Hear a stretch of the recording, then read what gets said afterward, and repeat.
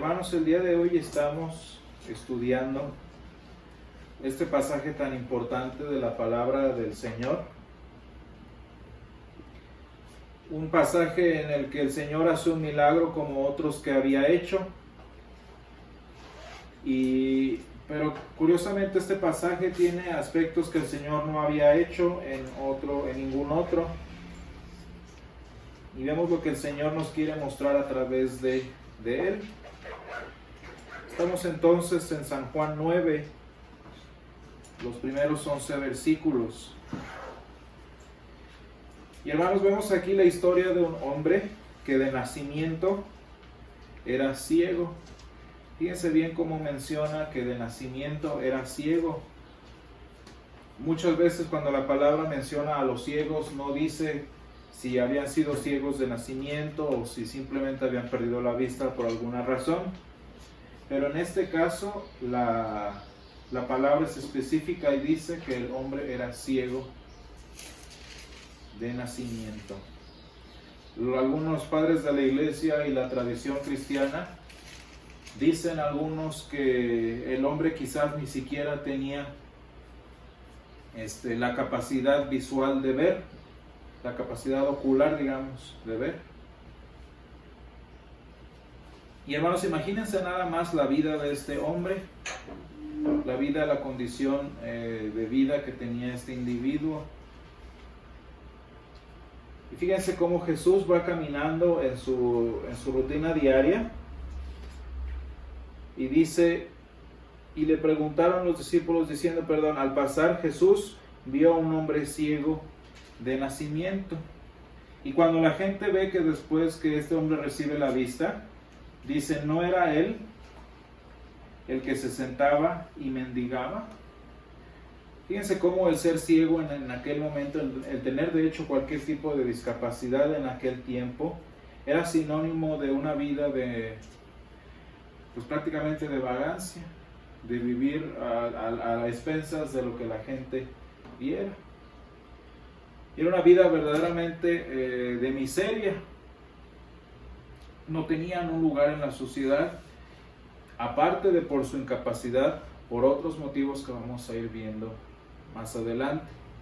Y la palabra hoy nos enseña, hermanos, y la palabra en general nos dice que todo tipo de sufrimiento, todo tipo de dolor es a causa del pecado. Y eso es algo muy importante que debemos tener en mente.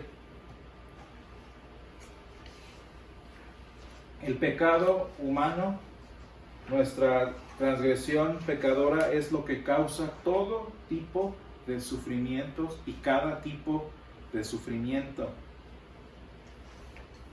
Si alguien sufre, si alguien llora, si alguien se lamenta, si alguien mendiga, la palabra de Dios nos enseña que es a causa del pecado. Pero fíjense bien, hermanos, la palabra sí nos enseña eso, pero la palabra también nos dice algo más. Y es que la palabra, a lo largo de diferentes versículos que se pueden consultar, la palabra también nos prohíbe atribuirle a un cierto pecado, atribuirle a un cierto tipo de comportamiento o circunstancia el sufrimiento. La palabra, cuando dice que el pecado es la causa del sufrimiento, usa pecado en el término general. El pecado en general es el que causa el sufrimiento. Pero la palabra no nos permite decir, es que es por esto. Es que fue por esto otro. Y hermanos, por ese motivo en el pasaje de hoy el Señor Jesús nos enseña a mirar, nos enseña a observar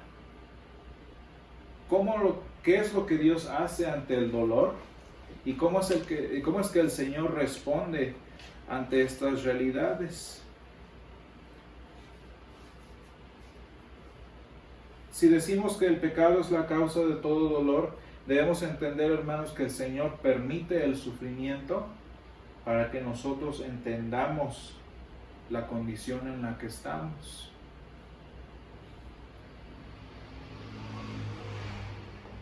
Pero fíjense lo que hace el hombre, porque la palabra nos prohíbe buscar culpables.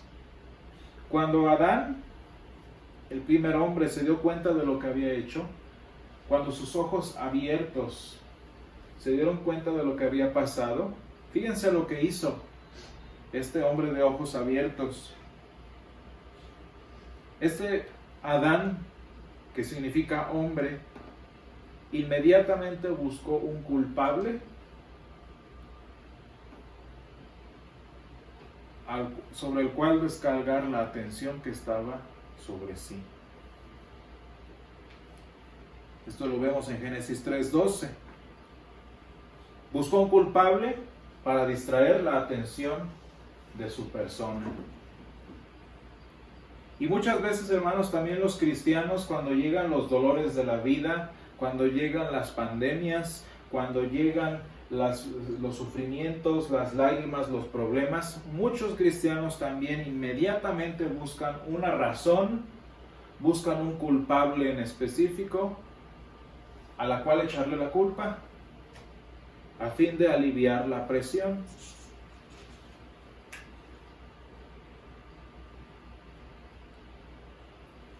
Pero fíjense, hermanos, que esta acción de buscar un culpable y decir, es por eso, es por ello, tiene dos problemas que vemos en el Evangelio de hoy.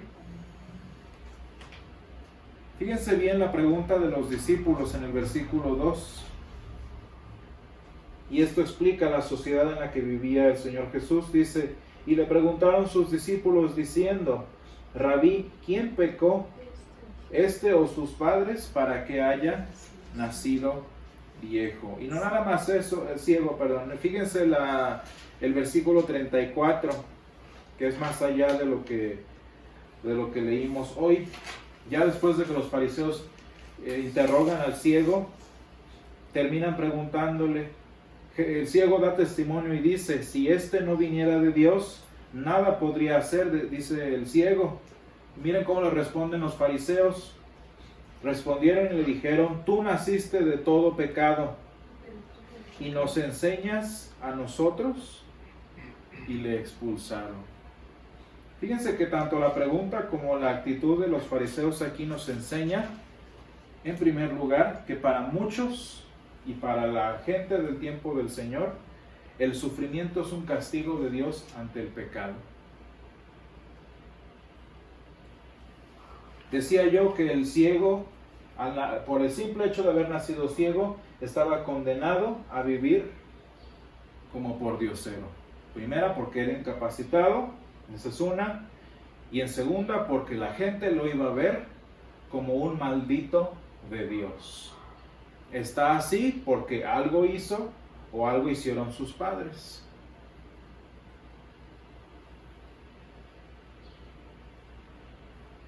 ¿Se fijan cómo era un castigo?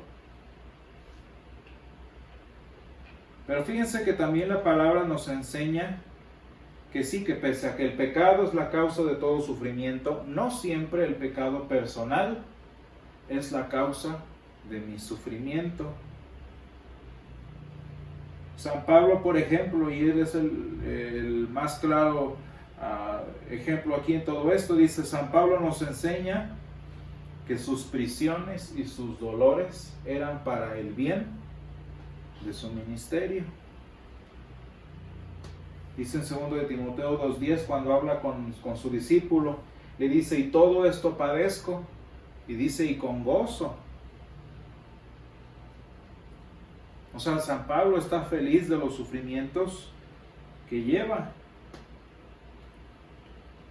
Y fíjense, hermanos, que en este caso en particular, los sufrimientos de San Pablo fueron causados por la maldad, por el pecado, pero no de él, sino de sus perseguidores. Sí, el sufrimiento de San Pablo lo causó el pecado, pero no el suyo, sino el pecado de quienes lo perseguían. Imagínense si alguien de aquel tiempo hubiera visto a San Pablo, algo hizo algo se lo mereció. Fíjense que este tipo de actitud que tienen los cristianos, esta actitud que tenía la gente del Señor Jesús, es la misma que tenían los amigos de Job. Algo hiciste y por eso te lo mereces. Fíjense cómo desde el primer libro de la palabra hasta nuestros días el problema sigue siendo el mismo. El sufrimiento es un castigo. Pero fíjense, hermanos, que todo este pleito de que si es a causa de mi pecado, de que si no es, de qué lo causó, de qué lo provocó, todo eso que estaba distrayendo la mente de los discípulos en el versículo 2, es precisamente lo que el Señor quiere que evitemos. ¿Saben por qué? Simplemente porque persistir en encontrar un culpable, persistir en encontrar la razón de que vengan las pandemias, persistir en encontrar la razón de que suframos, tarde o temprano nos va a llevar a la misma conclusión a la que llegó Adán. Adán se vio en su situación. ¿De quién fue la culpa? De Eva. Y Eva se ve en su situación. ¿De quién fue la culpa? De la serpiente. Y síganle en ese silogismo. ¿Y de quién es la culpa? Todo. Al final, la culpa es de Dios. La situación en la que estamos viviendo ahorita, ¿de quién es la culpa? Decía el presidente de Estados Unidos, es la culpa de los chinos. Y si le seguimos, los chinos, ¿qué dirán? Ellos dijeron, no, fueron viajeros que vinieron de allá. Y si le seguimos y nos brincamos, al final de cuentas, ¿la culpa es de quién? Esa es parte del primer problema. Y la segunda parte del primer problema es que el cristiano, como ya lo hemos dicho antes, la está jugando de adivino, la está jugando de juez. Porque el cristiano piensa cuando dice, es que fue por esto, es que no hiciste esto, por eso te salió así. Eso el cristiano está poniéndose como digno de emitir un juicio. Como yo estoy bien, como yo estoy perfecto, como yo tengo discernimiento, puedo decirte que es tu culpa.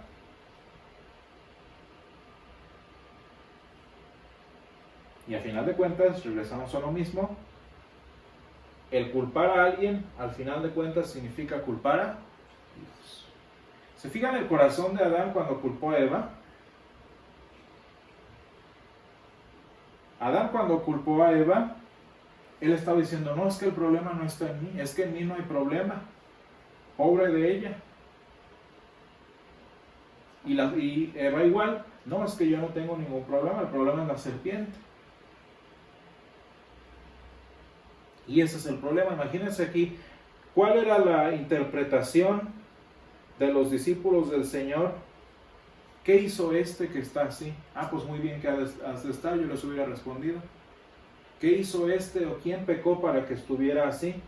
Y yo les hubiera dicho, muy perfecto que has de estar tú. ¿No es eso lo que dicen los fariseos? Tú naciste del todo en pecado y nos enseñas a nosotros. ¿Se fijan cómo es limpiarse de culpa y lavarse las manos como Pilato?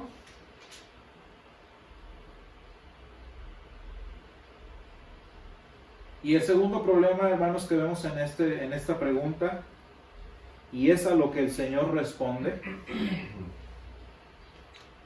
es que cuando el cristiano se la pasa buscando culpables, definiendo razones, encontrando el origen del castigo, del sufrimiento, a final de cuentas, tanto buscar un culpable le va a costar que no mire el perdón y la restauración que Dios ha prometido. Fíjense cómo en el versículo en el versículo 3, donde Jesús les responde, y de hecho esa es una actitud que se ve mucho en el Evangelio de Juan. Fíjense que el Señor no les responde. Ellos le preguntaron, ¿quién pecó? ¿Él o sus padres? Y el Señor Jesús no les responde. El Señor Jesús les dice, no se trata de eso, sino que las obras de Dios se manifiesten en Él. Hermanos, cuando el Señor nos responde así, Cuando le preguntamos, Señor, ¿por qué me mandaste esto? Señor, ¿por qué estoy sufriendo esto? Señor, ¿por qué estamos en esta contingencia actualmente? ¿Qué nos diría el Señor? En lugar de buscar culpables, busquen al Señor de perdón. O sea, ¿para qué perder tiempo buscando culpables si el Señor del perdón está allí? En lugar de escarbar en las acciones de otros del pasado, en lugar de escarbar la moralidad de otros, pónganse a estudiar y aprender lo que el Señor ha hecho, lo que el Señor ha dicho. Y fíjense cómo el Señor Jesús en el versículo 4 y 5 se centra en lo importante de la situación y habla de su ministerio de salvación. ¿Se fijan cómo ni siquiera le importó quién pecó y quién no pecó?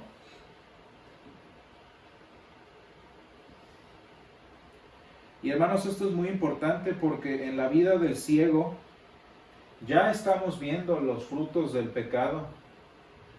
Ya estamos viendo el dolor que causa el pecado en general de quien haya sido. Pero el Señor Jesús parte de allí. El Señor parte de esa realidad y entonces presenta la realidad de nuestro Dios. Imagínense, es como hablar del pecado en un funeral. Hermanos, estar en un funeral es ver las consecuencias últimas y más puras del pecado, que es la muerte. Y entonces, en lugar de ir a predicar del pecado en un funeral, se predica el perdón de pecados. Porque uno parte de la realidad que ya está allí presente, que ya les quedó claro, y entonces ahora presentamos lo que el Señor promete y quiere hacer. Y en la vida de este ciego, ya las consecuencias del pecado eran claras, ya estaba ciego, ya era un mendigo. Y fíjense cómo entonces el Señor de la nada hace lodo con su saliva. No lo necesitaba, ¿o sí? ¿A cuántos hombres le regresó la vista sin ni siquiera tener que hacer esto? Pero el Señor entonces hace lodo con su saliva, se lo unta al ciego y le dice, ve a lavarte, ve a lavarte. Y hermanos, de que para el ciego ya era evidente su condición, el Señor entonces lo envía a que conozca lo que el Señor quiere hacer en su vida. ¿Por qué no lo sanó allí? Porque el Señor quería que este hombre fuera enviado, como dice la palabra Siloé, para que conociera lo que el Señor le promete.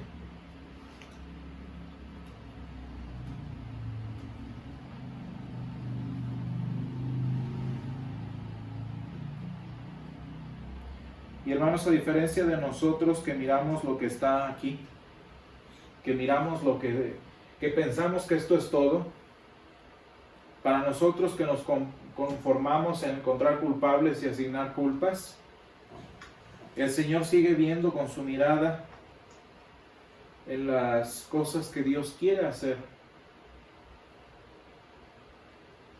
y en las que el Señor puede hacer.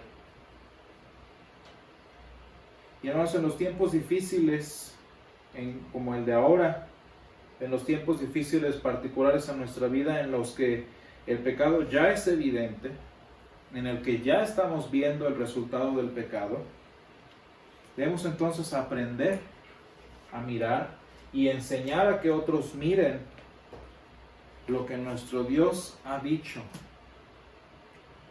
y lo que Dios quiere manifestar a cada uno de nosotros. ¿Se fijan? ¿Recuerdan la promesa que leímos en Crónicas, segunda de Crónicas? Dice, si mi pueblo se humillare y orare, dice, yo escucharé en los cielos y perdonaré su pecado y sanaré su tierra. Eso es lo importante, hermanos, y lo que el Señor quiere que mantengamos ante nuestra vista. ¿Quiénes fueron los ciegos al final de cuentas?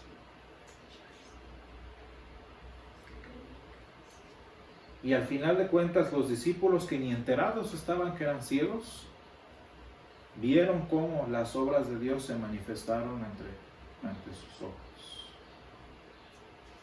Vamos a estar de pie, hermanos, para dar gracias a Dios por el milagro que hace en nuestras vidas. Bendito Padre Celestial, gracias, Señor, te damos porque eres bueno, Señor, y porque para siempre es tu misericordia con nosotros. Gracias, Padre, porque en tu palabra, Señor, podemos encontrar la respuesta y la manifestación de tus obras, Señor, para nosotros. Gracias, Padre, porque tu Hijo nos enseña y nos envía a Siloé para que lavemos, Señor, nuestra ceguera con el agua de tu palabra, Señor.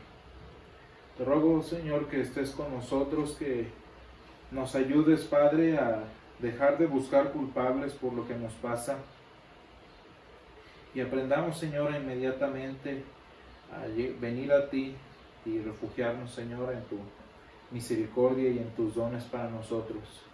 Gracias te damos, Padre, porque sabemos que tú tienes preparada no nada más el perdón de ese pecado, Señor, sino la sanidad a nuestros problemas y a nuestras dolencias, Señor.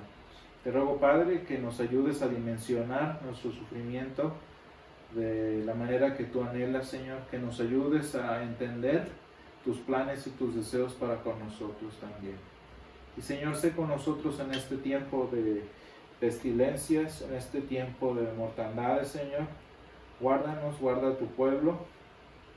Y, Señor, permítanos gozarnos en las tribulaciones si es que llegan a nosotros. Todo esto te lo pedimos, Señor, en el nombre de Jesús. Amén.